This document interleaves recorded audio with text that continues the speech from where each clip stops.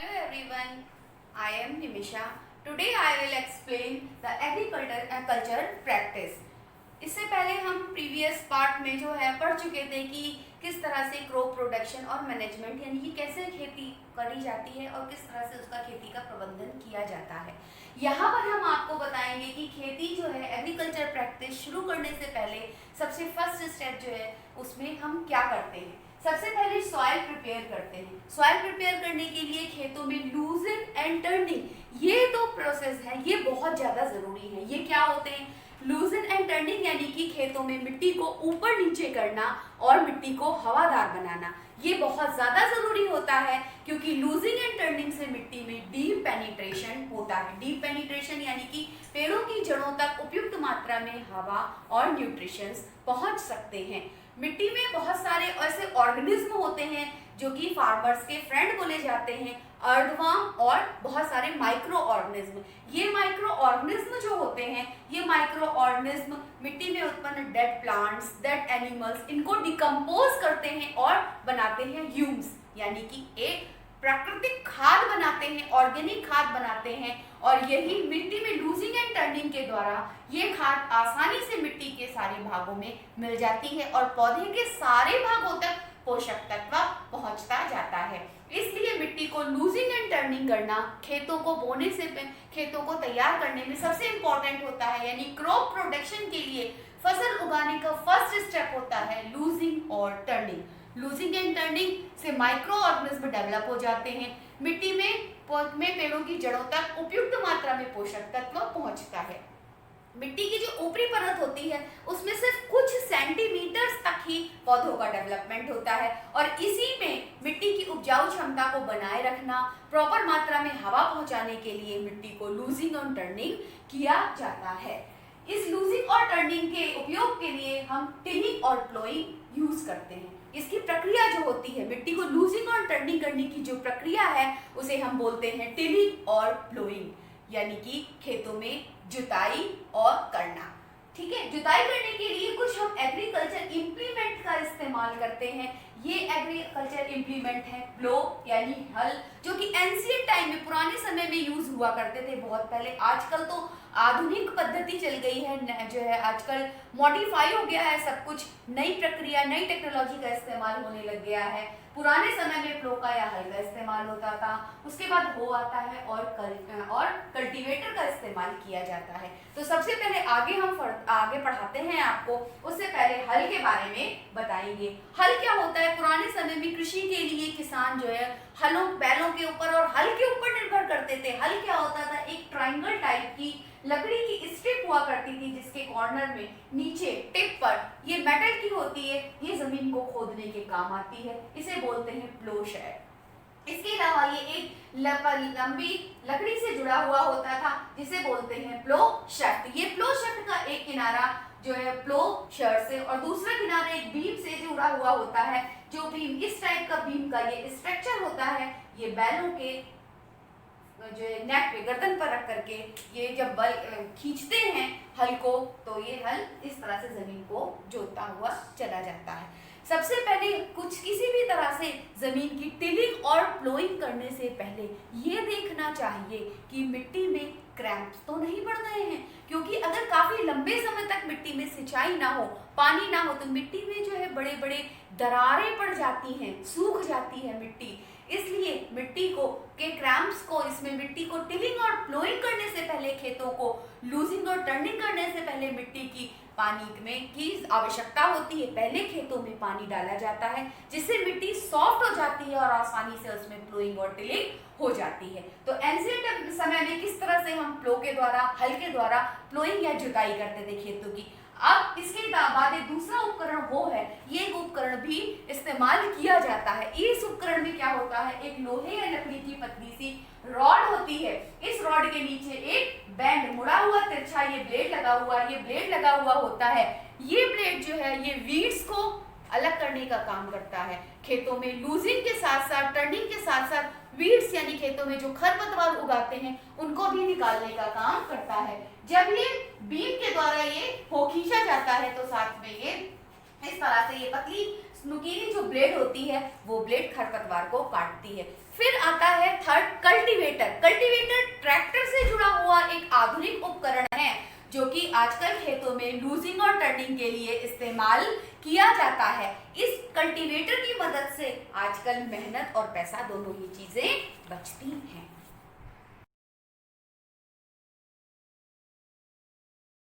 Students, अब next process है losing और टर्निंग के बाद with the help of tilling and ploughing हम क्या करते हैं, जब अब खेत बीज बोने के लिए यानी कि सोइंग के लिए प्रिपेयर हो गया है, अब हम बीज बोने के लिए सोइंग के लिए बेस्ट क्वालिटी के सीड्स को जो है ढूंढते हैं, सेलेक्ट करते हैं, क्योंकि बेस्ट क्वालिटी की अगर हम सीड्स यूज करेंगे तो ही बेस्ट क्वालिटी की फसल होगी। तो सबसे पहले कि हम बेस्ट क्वालिटी के सीड्स को सेलेक्ट करने के लिए क्या करते हैं, उनको चुनने के लिए एक प्रोसेस एप्लीकेबल करते हैं। इस प्रोसेस में क्या करते हैं, एक बकेट लेते हैं, उसको आधा पानी से भर लेते हैं। पानी से भरने के बाद उसमें बीजों को डाल देते हैं, सारे सीड्स को, जिनको हम सीड्स को बोना चाहते हैं, जिनकी सोई करना चाहते हैं, उन सारे बीजों को हम उस बकेट में डाल देते हैं। जो बेस्ट क्वालिटी के, अच्छी क्वालिटी के जो सीड्स होते हैं वो हैवी होने की वजह से नीचे बैठ जाते हैं, और जो खाली खोखले बीज होते हैं, जो जिनकी क्वालिटी डाउन क्वालिटी होती है, जो डेवलप नहीं होंगे, आगे पेड़ नहीं बनेंगे, वो तैरने लगते हैं ऊपर। ऊपर के सीड्स को निकाल करके नीचे भारी अच्छी क्वालिटी के जो सीड्स होते हैं उनको ले लेते हैं। फिर शुरू करते हैं सीड्स सोइंग का प्रोसेस, यानी खेतों में बीज सीड्स को बोने की प्रक्रिया। इसमें क्या करते हैं, सबसे पहले एक होता है ट्रेडिशनल जो है सोइंग। ट्रेडिशनल यानी कि इसमें एक फनल होती है, फनल ट्रेडिशनल टूल होता है, ये फनल होती है, कीप होती है, इसका ये स्ट्रक्चर हमने आपके सामने बना दिया है। इसमें क्या करते हैं कि इसका जो माउथ होता है ऊपर, यहाँ पर सीड्स फिल कर देते हैं, और ये 1 और 2 पाइप्स के थ्रू होता हुआ ये जो सीड्स का जो सीड ड्रिल का पॉइंट है, इसको मिट्टी के अंदर इंसर्ट कर देते हैं, डीपली जमीन के अंदर इसको अंदर डाल देते हैं, और इसके थ्रू होते हुए 1-2 पाइप से होते हुए सीड्स प्रॉपर डिस्टेंस में जमीन में सोइंग प्रॉपर सीड्स की हो जाती है। आजकल सीड सोइंग के लिए हम सीड ड्रिल नामक मशीन का इस्तेमाल करने लग गए हैं, जो ट्रैक्टर की मदद से ऑपरेट होती है। इस सीड ड्रिल से क्या बेनिफिट होता है, इससे टाइम और लेबर दोनों की ही बचत होती है। सीड जो है मिट्टी में इक्वल डिस्टेंस में यूनिफॉर्मली समान रूप से दूरी में जो है बो दिए जाते हैं। इनकी सोइंग सीड्स की प्रॉपर डिस्टेंस में हो जाती है, जिससे सीड्स का डेवलपमेंट अच्छी क्वालिटी में हो सके, उनको ओवर क्राउडिंग से बचाया जा सके, उनको प्रॉपर न्यूट्रिशंस मिल सके। और इस चीज़ का भी हम ध्यान देते हैं कि सीड सोइंग के बाद with the help of seed drill machine के बाद जब बीज बो दिए जाते हैं, सीड सोइंग हो जाती है, तो उनको मिट्टी से ऊपर अच्छी तरह से ढक दें, जिससे क्या होगा कि कोई भी एनिमल है, बर्ड्स हैं, इनसे वो खाए जाने से बच जाएंगे, या बारिश हो गई तो उसमें बहने से बीज बच जाते हैं। नेक्स्ट स्टेप होता है हमारा एडिंग मैन्योर एंड फर्टिलाइजर्स, यानी सोइंग के बाद सीड्स को अब हमें बेस्ट क्रॉप के लिए, अच्छी फसल के सीड्स से सीडलिंग हो, उनके अच्छे पौधे निकले, इसके लिए उसमें मैन्योर्स और फर्टिलाइजर्स यानी कि खाद और रासायनिक खाद डालना बहुत ज़रूरी होता है। खाद जो होती है वो ऑर्गेनिक खाद होती है, और रासायनिक खाद 2 तरह की होती है। ऑर्गेनिक खाद जो होती है वो जो जानवर, मरे हुए जीव जंतुओं से, सड़े गले पेड़ पौधों से, जानवरों से, इनको एक बड़ा सा डीप पिट बना लेते हैं, डीप पिट बना लेते हैं एक स्पेस में, खुले स्पेस में, उसमें सारे जो ऑर्गेनिक जो कचरा होता है उसको इकट्ठा करते रहते हैं, और जब वो पिट भर जाता है तो उसमें 1 या 2 बाल्टी पानी डाल के उसको मिट्टी से ढक देते हैं। 2 या 3 महीने में वो रासायनिक जो है ऑर्गेनिक खाद के रूप में कन्वर्ट हो जाता है, बदल जाता है। वो सारे डिकम्पोज जो मटेरियल होते हैं वो माइक्रोब्स की सहायता से जो है खाद में कन्वर्ट हो जाते हैं। ऐसी खाद को बोलते हैं ऑर्गेनिक मैन्योर, यानी कि जो है जो खाद होती है, ऐसी खाद जैविक खाद बोलते हैं इसे। ऐसी ऑर्गेनिक मैन्योर से खेतों में रिच प्लेनिटेशन होता है, रिप्लेनिटेशन हो जाता है, यानी कि जो मिट्टी होती है वो दोबारा उपजाऊ हो जाती है। पेड़ों को ऐसी खाद की बहुत ज़्यादा आवश्यकता होती है। फिर बेस्ट क्रॉप के लिए इनके साथ साथ फर्टिलाइजर्स यानी केमिकल फर्टिलाइजर्स भी डाले जाते हैं, जो कि फैक्ट्रीज में बनाए जाते हैं। कुछ केमिकल फर्टिलाइजर्स जैसे यूरिया है, अमोनिया है, सल्फेट है, सुपर फॉस्फेट है, ये भी डाले जाते हैं। ये किसानों की क्या मदद करते हैं कि ये केमिकल फर्टिलाइजर्स की मदद से बहुत ज़्यादा उच्च क्वालिटी की, बेस्ट क्वालिटी की क्रॉप उत्पन्न होती है, किसानों को मिलती है। तो इसीलिए किसान जो है ऑर्गेनिक मैन्योर के साथ साथ केमिकल्स फर्टिलाइजर्स का भी इस्तेमाल करते हैं। फिर बेस्ट क्वालिटी की क्रॉप के लिए क्रॉप रोटेशन भी बहुत ज़रूरी है। क्रॉप रोटेशन क्या होता है? अदल बदल करके खेतों में फसल का बोना।